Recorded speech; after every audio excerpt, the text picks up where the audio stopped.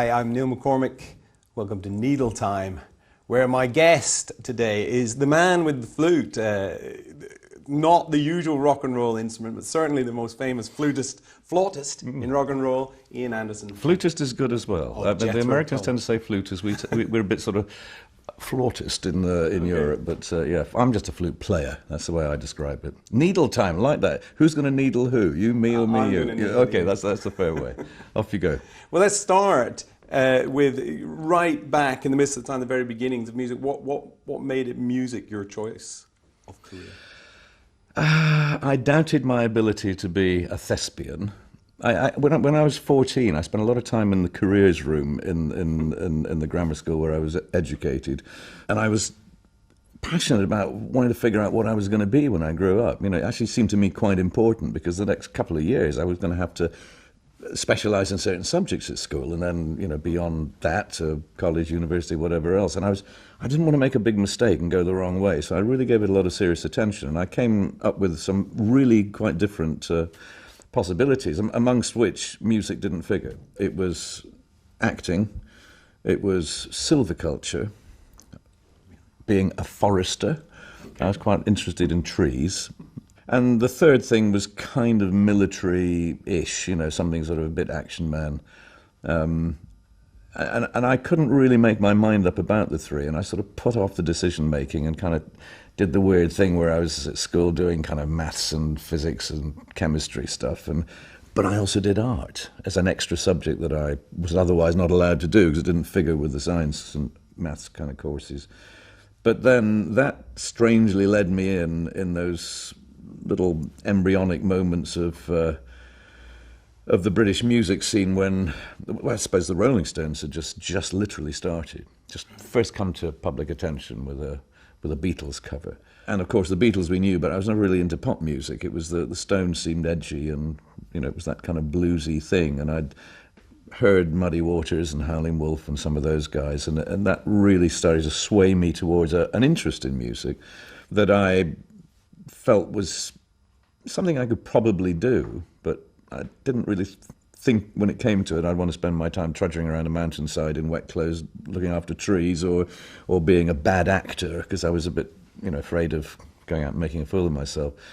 And action man in the military, you know, you have to wear nasty, harsh woolen clothes and get grubby and kill people. Well, why did you think music was something you could do? Were you already a musician? No.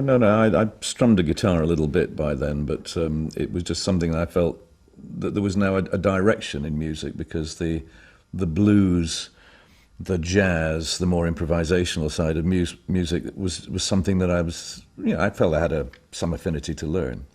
And so, of course, like most people, I learned to play what I could play on the guitar, being the instrument of choice, before I found the instrument of torture that I'm holding at the moment. You started as a blues musician in that 60s British blues explosion. We actually did a couple of Rolling Stones covers, I remember, playing at youth clubs and church halls around Blackpool, Lytham, that area.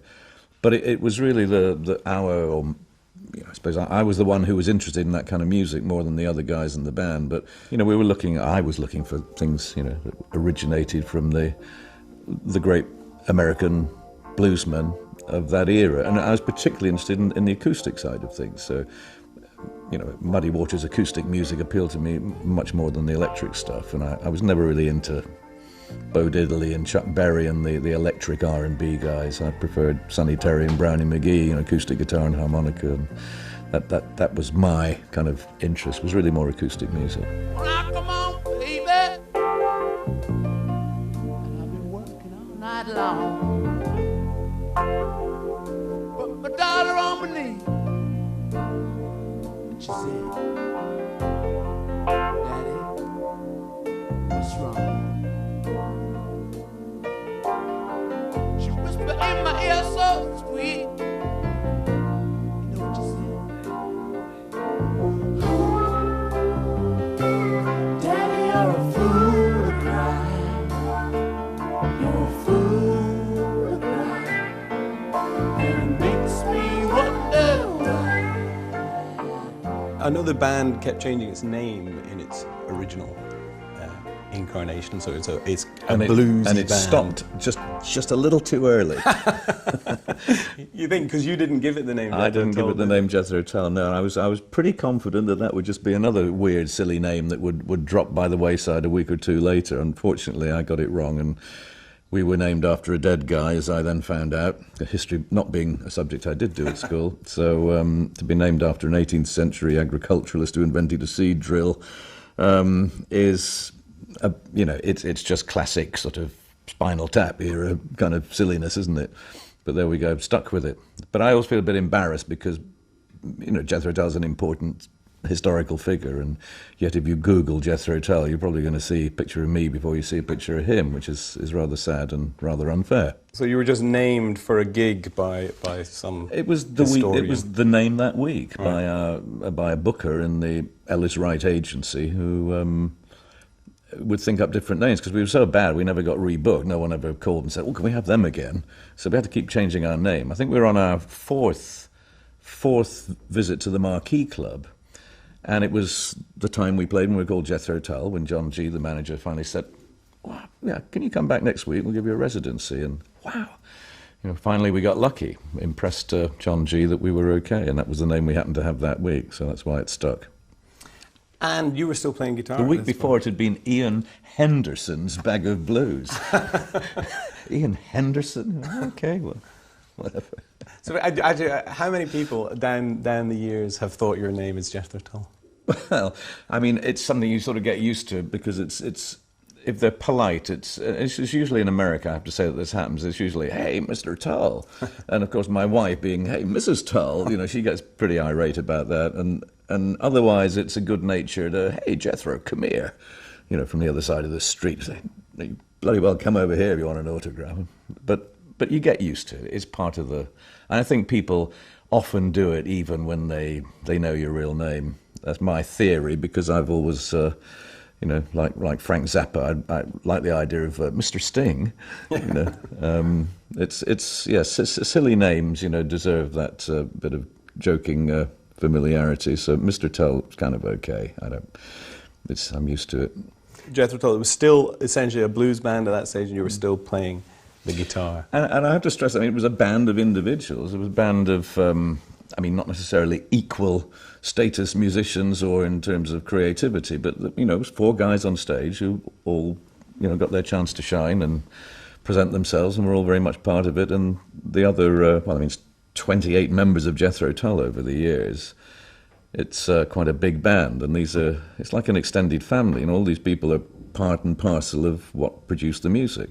They all had their impact and their musical influence on the group just by the way they would play. Even if I was writing the songs and substantially arranging those songs, there's always room for some input. And I think the band has always been a band called Jethro Tull. But for a lot of people, it's Jethro Tull is me, because I'm usually featured on the covers and usually, was the guy always doing the press and promo and the sort of featured person, because I stood in the middle, played the flute, it was unusual, and I was the singer. That positioned me, obviously, in the prime slot. So the other guys tended not to get as much attention, perhaps, as sometimes they deserved. But it was a band. At least it was, as long as they did what I told them. I was just going to say, because you do have a reputation for being a strong leader. Well, yes, and leader is important. You see, the band leaders, I think I'm in awe of the great band leaders, like Frank Zappa, like some of the big band leaders of the wartime era of big band music. There are classic band leaders, B.B. King, and there's some really dreadful ones. Captain Beefheart was a vicious, awful, bullying man. Nutcase guy. We knew him very well because of being on tour together, but the way he treated his band was truly horrible. And he was a bad band leader because he was a bully, and he would send them to the point of tears. I've seen his musicians cry with humiliation.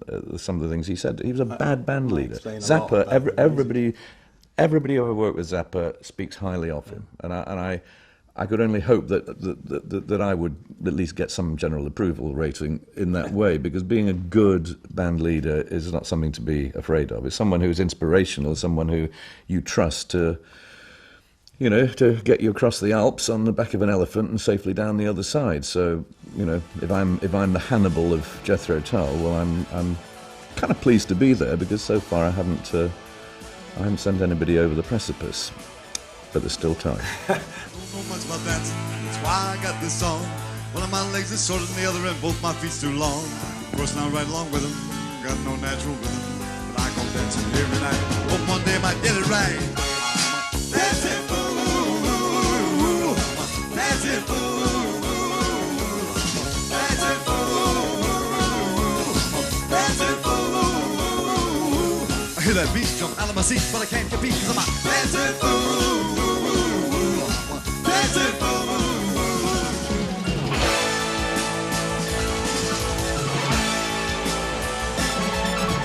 Disco folks all dressed up like they's fit to kill.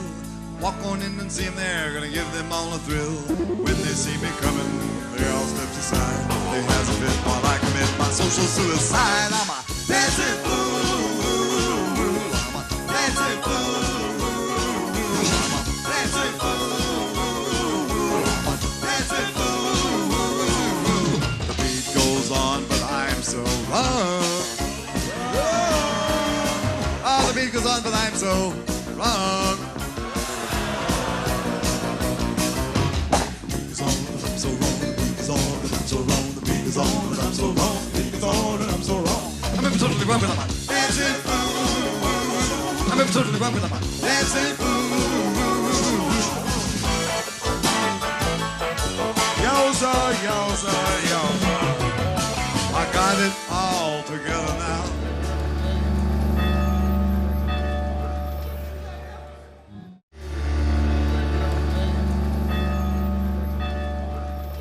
I think those are quite interesting examples, Captain Beefheart and Frank Zappa, because you're talking about two bands of completely original style. I mean, they don't belong to a genre. They don't. You can't really say what they are. Yeah. And I suppose Jethro Tull fall into that. It's very hard to say what Jethro Tull are. In the aspirational context, yes. I mean, I would love to be thought of as a one-off, like Frank Zappa, as opposed to being generic mainstream cock rock or prog rock or classic rock or whatever else, It's kind of nice to think that, you're not really mainstream. You sit out there on the periphery and somehow you've made your mark in spite of the fact that you're clearly not obviously commercial in the same way as many other chart success rock bands have been. Was there a vision at the start of this becoming Jethro Tull, of changing from a blues band into something much more open? Did you have a vision? Being in a blues band and being a lower middle class white boy, it just didn't sit well for me. I was aware of the absurdity and in some cases there was a sycophantic thing going on where a lot of white kids playing the blues at the Marquee Club in 1968 were in awe of a lot of people who weren't always either necessarily very nice people, because some of them did have a bad reputation. I'm talking about the American blues artists that came over to the UK. Some of them were perfectly nice, some of them weren't. I mean, James Brown was a shocker. I mean, different world of R&B, I know, but he was another bad band leader who basically was terrible with his musicians. B.B. King, they all love him. It's chalk and cheese, really. But I think there was this sycophantic thing. I remember standing at a gig with James Brown in Greece with Carlos Santana, who was just in rapture at being at the same gig and about to stand on the same stage as James Brown, and was just oohing and cooing and dribbling about how wonderful James Brown was. And I said, looks like an overstuffed bellboy from a New York hotel. And Santana looked at me and, what did you say? I said, he looks like because he was wearing this ridiculous suit and he was just, I mean, I can see the good things about James Brown in terms of his music, but as a man and as an artist, I'm questionable. Anyway, so Santana just did an almighty huff and sort of, oh, if that's the way you feel, walked off, and was, how dare I criticize? But I think there was this terrible danger of being sycophantic about people, and they weren't always either very good or very nice. And I didn't want to be in that position, so I stopped really listening to music almost as I began. So from my teenage years onwards, I would pick up a little bit of this and that, whether it was classical music or traditional English folk music or new folk music or rock music or whatever it might have been. I kept an ear open, but I never amassed a record collection. I could never tell you what was in the charts then or now. And if there was a vision, it was a vision not to get too caught up with other people and their music. It was just to kind of find my own way and try not to be too obviously influenced. But there were those who did influence me, and you can hear it in my music and my songwriting. Roy Harper, I've always said, is someone who did influence me quite a great deal. And hats off, as they said, to Roy Harper, because he did set the bar for, probing lyric writing. Who else would write a song called "I Hate the White Man"? It's provocative, in some ways a bit simplistic, but somebody had to do it, and Roy's the boy. So yeah, I am influenced by some people, and was, particularly in my early 20s, but I didn't want to have this, kind of sycophantic relationship with either a musical genre or individual artists, in the way that I saw other aspiring young musicians seem to fall into what I thought was a trap. Stop them from being who they were. David Bowie, see, he's an original. They don't make any more like him. He was a restless soul, trying a little bit of this, trying a bit of that. But you can't say he was, you can't hold up one other character and say, that's the model for David Bowie. And so I would rather be in that camp, if it was possible to be seen that way in history, as, not mainstream. Take a look down your highway. Tell me what you see. Well, if you're down my way, could well be me. Stood on your corner,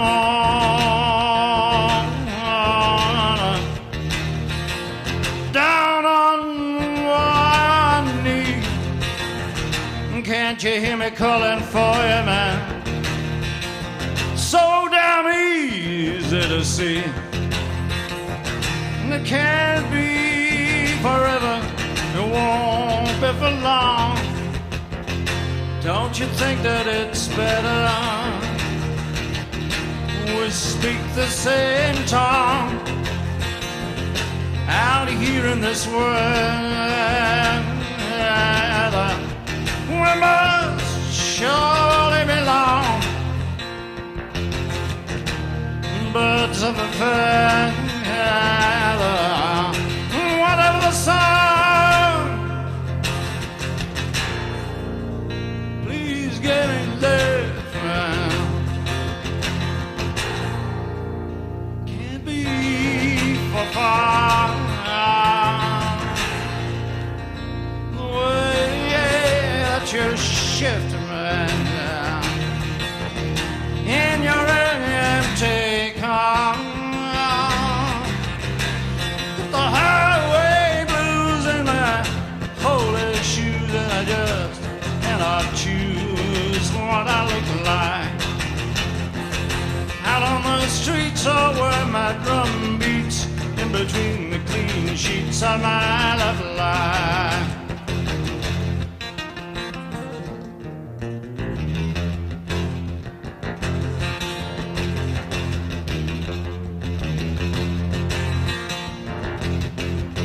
I got here from yesterday on porridge and bait, swallowing sorrow. So this fine instrument that you're holding in your hand, at what point did you decide that you were going to take up the flute, and why?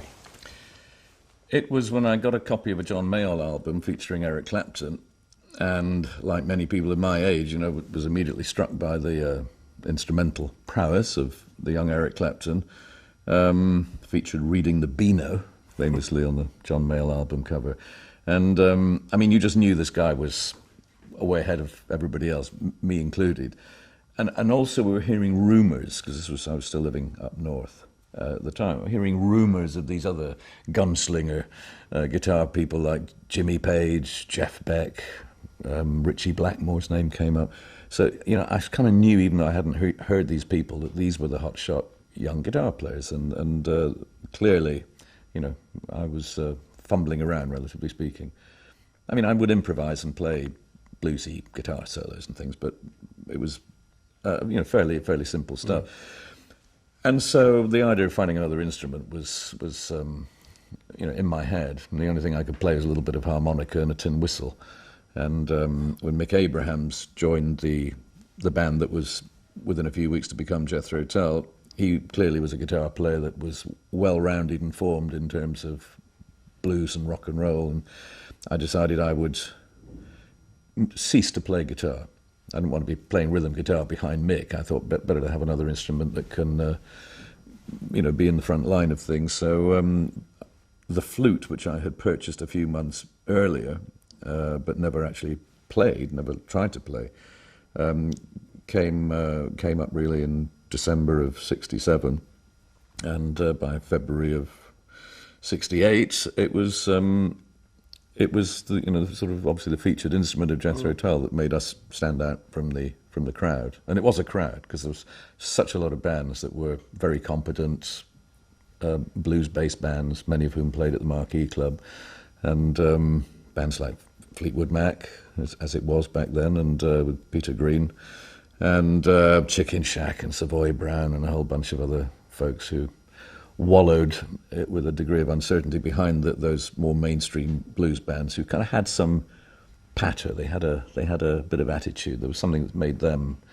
They actually had to follow it. Obviously, they all had pretty good guitar players. None of them had a flute player.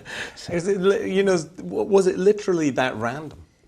It was random in the sense that it was something that when I decided to part company with a rather battered Fender Stratocaster, whose previous owner was Lemmy Kilminster, when he used to play rhythm guitar with Reverend Black and the Rocking Vicars in Blackpool. Later of Motorhead. And yes, of course, and switched to bass with Hawkwind, I think. But anyway, Lemmy had this guitar. He couldn't keep up the payments on it. Ended up in a music store. Ended up in my hands. I couldn't keep up the payments on it. It went back, and I swapped whatever credit I had for something else, whatever it might be. And the shiny flute was hanging on the wall of the music store, and there was a Shure Unidyne 3 microphone. And I said, "Okay, I've got about £60 of credit. I'll have those two." And here's the guitar back. Of course, the guitar, being a early 60s Fender Strat, with some provenance in terms of its previous owners, probably worth 30 grand today, but 30 grand for a £30 flute, it turned out to be a pretty fair exchange.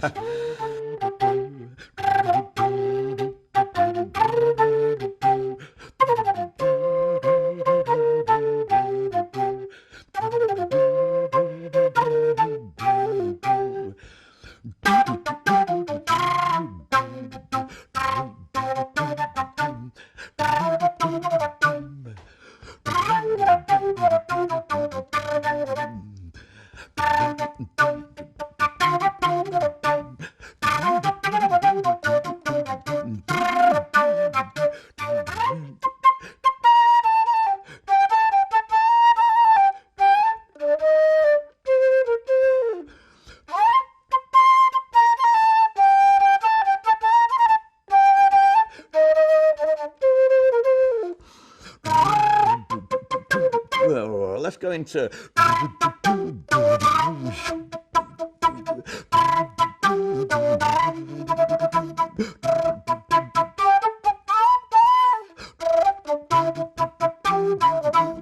Locomotive breath, where would we be without it? That was great, thank you very much.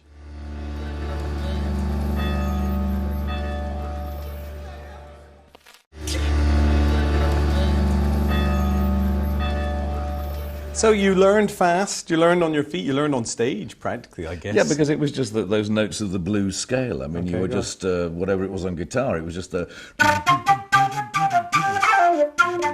I would chirp and burst the notes out to give them a bit more viciousness. And I learned that, strangely, not from any other flute player, but from the tin whistle, because you could trill into a tin whistle and make it really penetrating, rather like a bird whistle, like a pea in an old-fashioned whistle.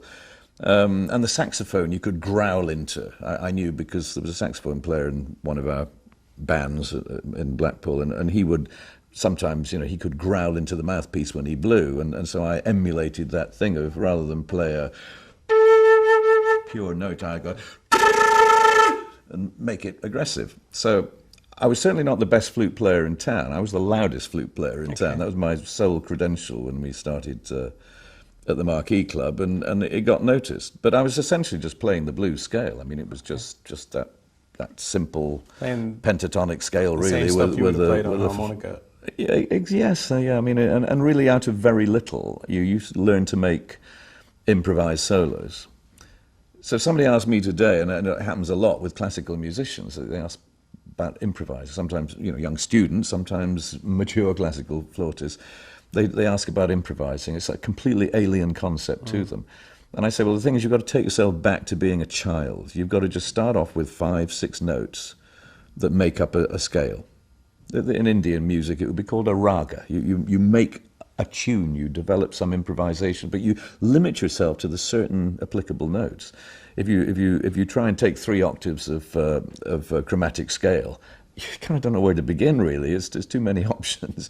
But if you take yourself in that childlike naivety back to the very beginning, and just limit yourself to 4 or 5 notes and try to fiddle around, rhythmically, melodically, and think emotionally about what you're playing, then you will find, hopefully, that you are able to improvise something that fits a certain harmonic series of chords, rhythm. You've got to have some feeling for time, but you can learn it, even if you're in your 30s or 40s and 50s and you're already an established musician. You can learn it, but for one problem. Most musicians who've achieved that degree of technical expertise as classical musicians are actually afraid to turn the clock back in childlike wonder and go back to basic principles. They don't want to be seen to fail because they're already, revered, established classical performers. It's very hard for them to go back and play like a child again. Just psychologically, they don't want to go there because they don't want to be laughed at. They don't want to make fools of themselves, essentially. Like me trying to be an actor, I'm just too scared to try. So that's what I think is the problem with a lot of the musical approach, is you've actually got to be prepared to be silly and fool around. And as a songwriter, I think you've got to do that all of your life. You've got to be prepared to put words together which actually are just silly.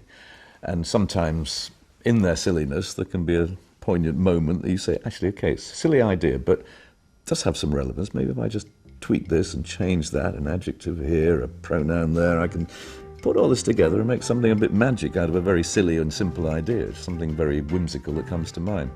So, I think music is about being almost like a child, and then the other part of it is that you put this years, in my case, of expertise, of order, of pragmatic reality into constructing something that's going to be reasonably, hopefully, attractive to somebody else's ear. But you've got to start off by being silly, just being whimsical, being a little crazy, as a lyric writer and as a musician. Happy and I'm smiling, walking miles to drink your water. You know I love to love you, and above you there's no other. We'll go walking out while others shout of what's disaster. Oh, we forgive, let's go living in the past. Your silliest and grandest. Plenty bits that started off being silly and ended up being equally silly, which we don't want to talk about. Well, Thick as a Brick, which you're about to tour again, and you've done 2, Thick as a Brick 1, and you've done Thick as a Brick 2 recently. I mean, this is, how does this even begin? It's one piece of music. The idea that it's written by an 8-year-old boy. I mean, what's the whole thing behind Thick as a Brick? Well, the whole thing behind it was we were entering into an era where we were familiar with the term progressive rock from '69 onwards. It was a perfectly good way of describing music that was, a little restless, was not wanting to be solely dependent on previous ideas and musical genres. It was trying to be a bit more adventurous, take influences from different places. And progressive rock's in a very good way to describe that. And there were no bad connotations at that point in '69 about the term progressive rock. Small p, small r. However, by the time Emerson, Lake and Palmer came along, and yes, we're on their second album, and prog rock became the reference, it started to take on different connotations of absurdity and sometimes musical arrogance, because there was a bunch of folks out there who could turn a few licks and tricks on their instrument and like to show off. We were all making fun of it, me included. And I thought, okay, well, after Aqualung, which was popularly touted as being a concept album, despite the fact there were only 2 or 3 songs that had anything to do with each other, the rest was just a collection of totally varied material, musically speaking and lyrically. I always said it's not a concept album, but people didn't listen. They kept talking about it as a concept album. So I thought, right, next time we'll give them the concept album, the mother of all concept albums. We'll go over the top here. And it was the era of Monty Python. It was the era of surreal British comedy reaching that zenith, you know, from the early days of the Goons and Around the Horn and so on. Suddenly, we were in the 70s. It was Monty Python. You could be silly, and it was kind of fun. And you could sometimes have a pretty stark and serious message behind the silliness, which at its best Monty Python did indeed manage to do. And I felt that by doing an over-the-top prog rock concept album, it could be half serious. And it was half deadly serious, and about the trials and tribulations of finding not adulthood, just getting as far as puberty, you know, because as a child growing up, you're subjected, or were, and probably still are, to notions of adulthood that are beyond your understanding. Your only reference points are your parents or older siblings, and maybe what you see in the movies or on television. So there's a slightly distorted view of reality. And I wanted to explore that, you know, through the eyes of a precocious young schoolboy, the fictitious schoolboy poet who wrote the lyrics to Thick as a Brick. And so that became the gag. That was the funny bit, you know. Of course, it was I who wrote it, and it had its moments. It was played only a few times, relatively speaking, for less than a year, and with fairly disastrous results in the USA because it was a little too complicated, and it just said Jethro Tull on a ticket, so people would come to concerts. At that point, we were just beginning to play in big arenas. So, you know, if you go into the Forum in LA or the Madison Square Gardens and start strumming an acoustic guitar, playing Thick as a Brick, opening line, I really don't mind if you sit this one out. You can imagine whistles, hoots of derision, and general, a reaction from a rock and roll audience who wanted to hear Aqualung and Cross-Eyed Mary. So it was a rough ride. And at the end of that, I came to the conclusion, A, theatres are my natural haunt, not arenas. B, I'm never going to play this again. Okay. And we've always played 10 minutes or so, Thick as a Brick. It's a regular feature in the show for all those years. Just as a little reminder of that moment. But I kind of had it in my head around 2010, maybe I'd give it another try and see if I can convince those awfully nice Americans that this time around they should actually shut up and listen and let me try and play it for them. I know, a bit of a personal, not a vendetta, just wanting to get my own back, really. And so then the idea of a sequel, whatever happened to Gerald Bostock, what might he be doing today, this precocious 8 or 10-year-old child? And there we have it. So I'm now in my second year of touring the Thick as a Brick production tour, and I shall be doing the 3rd and 4th US tours of Thick as a Brick. You know, halfway through that run of doing this stuff, I can say it's in the Ian versus the Americans game. It's Ian 3, American 0. You know, I win every night. And do you do both? And let's be clear, it's because they're actually really sensible, grown up people who really sit and listen like a concert audience, and they save up their outbursts for the end of the show. And it's just chalk and cheese to how it was back then. So I'm hats off again, not just to Roy, but to the Americans for letting me play Thick as a Brick this time as well as I can, with a bunch of musicians who find it at least as difficult as the old guys did. But we get there every night, and it's a personal battle because it is hard to play. You've really got to concentrate. You've got to be super sharp to remember all that stuff. There's no time to take a break anywhere. So you're full on all the way through for me, for most of the guys, there's some little moment where they can backpedal or they actually have nothing to do for a few bars, but it's pretty full on for me. I think I have about 8 bars in one place and about 12 bars in another place where I don't really have to play anything. And believe me, those are moments when you actually just get this chance to, the spotlight goes somewhere else for a minute and you can recover. because you've got another 20 minutes to go before you need a sip a glass of water or draw breath. So it's a tough one to do, but very, very rewarding for me, and I'm delighted that the audience accepted it in the way they do. The poet and the painter casting shadows on the water as the sun blazed on the infantry returning from the sea. The doer and the thinker, no allowance for the others. The failing light illuminates the mercenaries' creed. The home fire burning, the kettle almost boiling, but the master of the house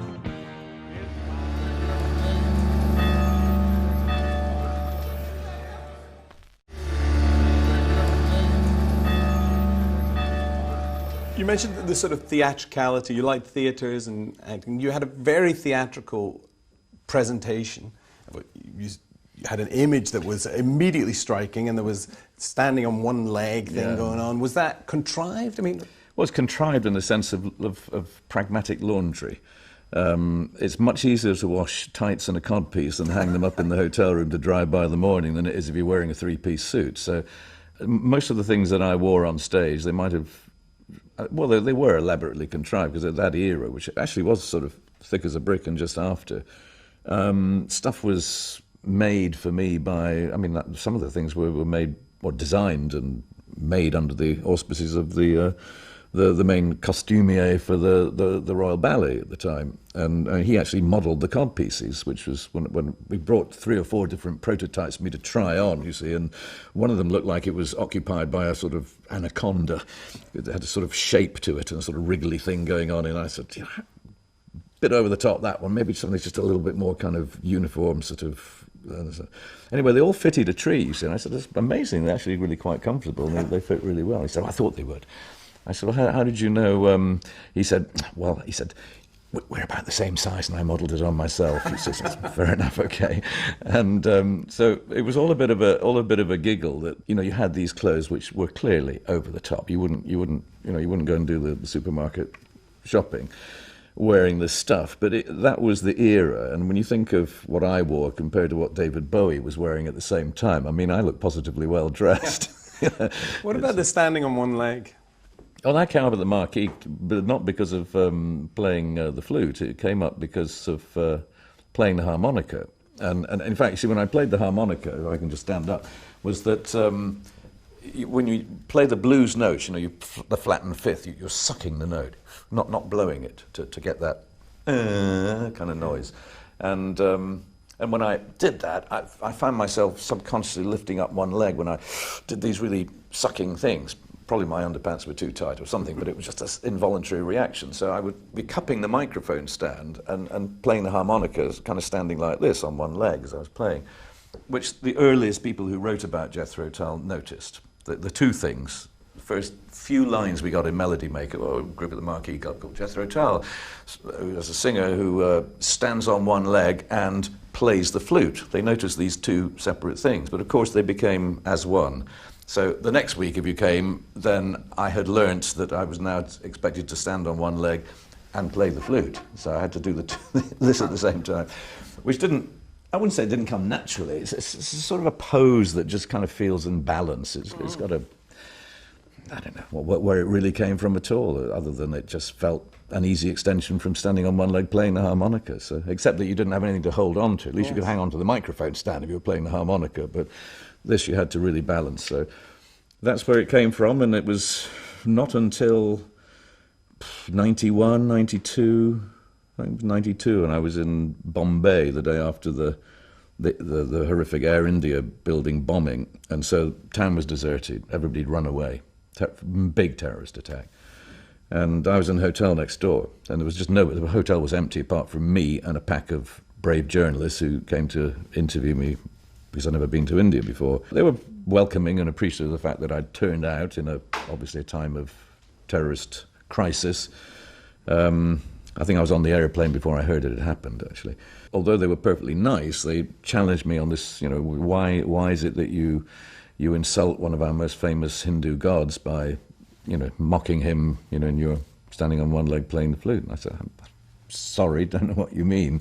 And one of them showed me a picture of typical artwork depiction of the Hindu god Krishna, who's usually depicted not kind of like this, but sort of leg crossed over like this, and was famous for playing his flute to seduce the young female goat herders in Hindu tradition. And I must say, if it worked for him, it never worked for me. It was a complete disaster. But the Pied Piper of Hamelin also used his flute in a seductive way to lure, first of all, the rats out of the town, and when he didn't get paid, he lured the small children off to a cave from which they were never seen again. So completely fictitious folklore, again, centuries later, provides this sort of notion of the dancing one-legged Pied Piper of Hamelin.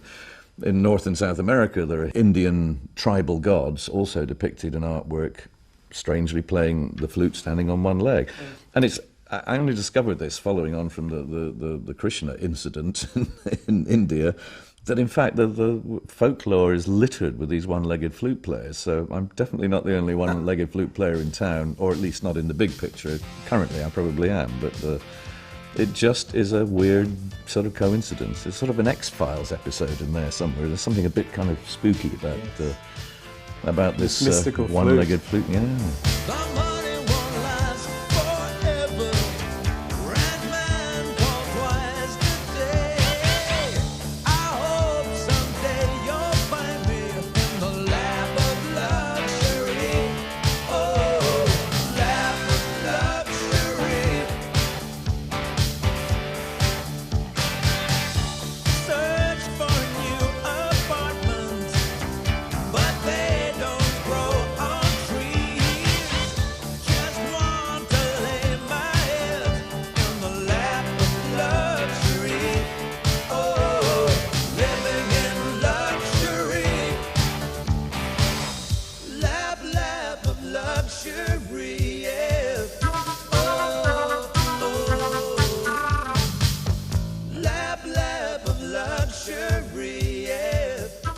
The very first thing that was classical was only because I had a bed sitter, and some kid below me was through the floorboards learning to play some Bach piece of music that I kept hearing over and over again. He only ever did the one little bit. He never got past that sort of thing. And all the time that I lived in Kentish Town, I just kept hearing the same sort of little piece of a tune, which Martin Barr, who had just joined the band, said, "Oh, that piece you're talking about, that's a piece by Bach called Bourrée." So I said, "Oh, well, why don't we make that into a tune, kind of do it as a bit of a kind of jazzy instrumental?" So we decided to syncopate it, so it had a kind of jazzy swing, but it's still essentially the same Bach tune of...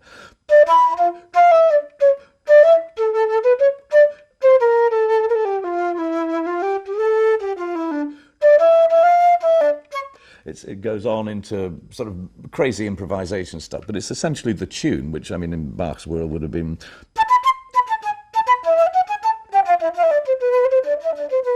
stuff. So taking a tune that is by a renowned improviser, as Bach was, and Mozart and Beethoven, and brilliant improvisers, they could sit down and just go off into wonderful sort of flights of fantasy. And in spite of the fact they were incredibly disciplined, organized composers who would sit and diligently put together orchestrations and complex harmonies and rhythms. But the thing they could do, these were jazz guys, really. And people tend to forget that, especially people in the classical fraternity who look down upon me for syncopating a piece of jazz. But in fact, I'm sure Bach he wouldn't be, I don't think he'd be turning over in his grave. He might be, I would like to think he might just be gently tapping his foot somewhere in the background. But then, of course, folk music, I mean, things that were sort of jiggy and Irishy and Scottishy and...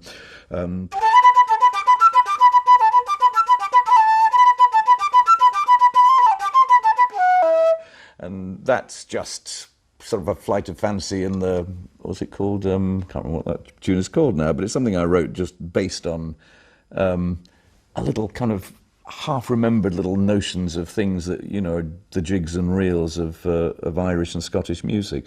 I think that all of these things I can only do because I'm not really I'm not an Irish folk musician.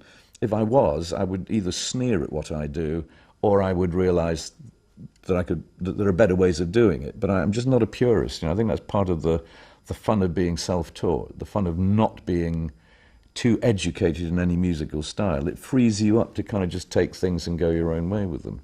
So that's really what I do. And as I say, I'm not the best flute player in town. There's a lot of people, you know, technically just so superior to me. And if I have a position, it's being somewhere between circus clown and a practitioner of dark arts.